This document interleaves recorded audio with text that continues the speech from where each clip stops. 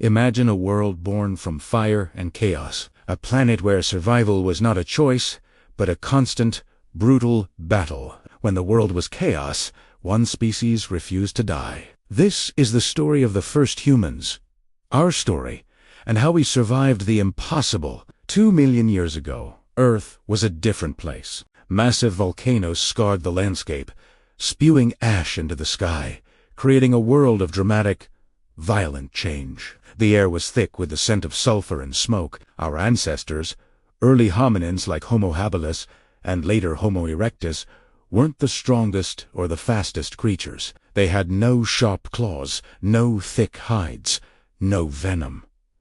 So, what did they have? They had each other. On the vast, sweeping plains of the African savanna, danger lurked behind every blade of grass. Imagine a group of early humans, small and vulnerable, scanning the horizon. The roar of a saber-toothed cat echoes in the distance, a sound that spells certain doom for most. But our ancestors were different. They learned to work together, to communicate with gestures and calls, warning each other of predators. This wasn't just a herd. It was the beginning of a community, a tribe bound by the shared will to see another sunrise. Their greatest ally wasn't a weapon, but a force of nature they learned to tame. Fire. Picture this. A storm rages. Lightning strikes a dead tree, and a miraculous, terrifying light flickers in the darkness. At first, they were afraid, but curiosity, a hallmark of our species, drove them closer. They learned to control it, to feed it, to carry it with them. Fire became the heart of their camp. It provided warmth against the biting cold of the night, cooked their food, making it easier to digest and unlocking crucial nutrients. Most importantly, it kept the predators at bay. The circle of light from their fire was a fortress of safety in a world of shadows.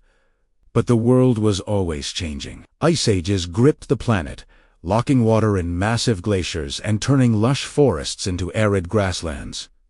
Food became scarce. This forced our ancestors to do something unprecedented, to move. They began a journey that would eventually span the entire globe.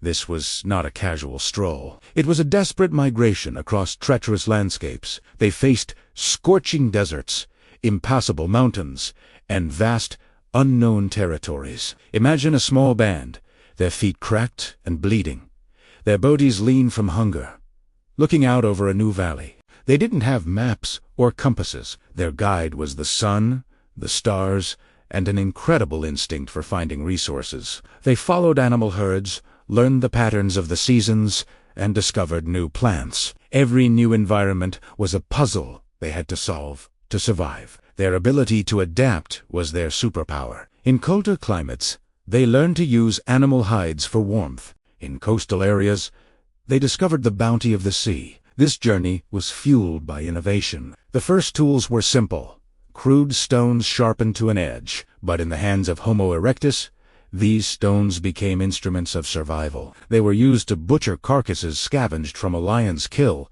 to dig for edible roots, and to defend against threats. Over thousands of years, these tools became more refined, more specialized. The hand axe, a symmetrical, teardrop-shaped tool, was the Swiss Army knife of the Stone Age. It represents a leap in cognitive ability, the power to imagine a tool and then create it. Think about the mental fortitude this required. Every day was a life-or-death struggle. Imagine the fear of a child going missing in the tall grass, the sorrow of losing a loved one to sickness or a predator, the gnawing hunger of a failed hunt. Yet they persevered. They developed something profound: hope. They cared for their sick and injured. Fossil record. Show bones that were broken and then healed, injuries that would have been fatal if the individual had been left alone. This tells us they weren't just surviving. They were caring. They were building a society. As they spread across the planet, they encountered new challenges. In Europe, they met the Neanderthals. For a time, two human species shared the world. They faced megafauna giant beasts like woolly mammoths and cave bears. Hunting a mammoth was the ultimate test of cooperation and courage. It required planning, communication, and immense bravery. A group of hunters, armed only with wooden spears, would work together to corner and take down a creature many times their size. The reward was enormous, a supply of meat, fat, and bone that could sustain a clan for weeks. The nights were long and dark, but around the flickering fire, something magical happened. They shared stories. We don't know what they talked about, but perhaps they recounted the day's hunt, warned of dangers, or simply comforted each other. It's in these moments, in the firelight reflected in their eyes, that we can see the dawn of culture. They began to create art, painting stunning images of animals on cave walls. These weren't just decorations. They were expressions of their world, their beliefs, their very soul. It was a way of making sense of the chaos, of leaving a mark that would last for millennia. This incredible journey of survival wasn't just about enduring hardship. It was about overcoming it through ingenuity, cooperation, and an unbreakable spirit. From the fiery landscapes of ancient Africa to the frozen plains of Ice Age Europe, our ancestors faced the impossible and won. They were not gods or superheroes. They were just people, armed with their minds, their hands, and each other. Their legacy is not written in stone. But in our DNA, we are the descendants of the survivors, the children of those who refused to let their fire go out. Their story is the ultimate testament to human resilience. Thank you for joining us on this journey back in time. If you were captivated by the story of our earliest ancestors, please hit that like button and subscribe to our channel for more explorations into the incredible history of humanity. We'd love to hear your thoughts in the comments below. See you next time.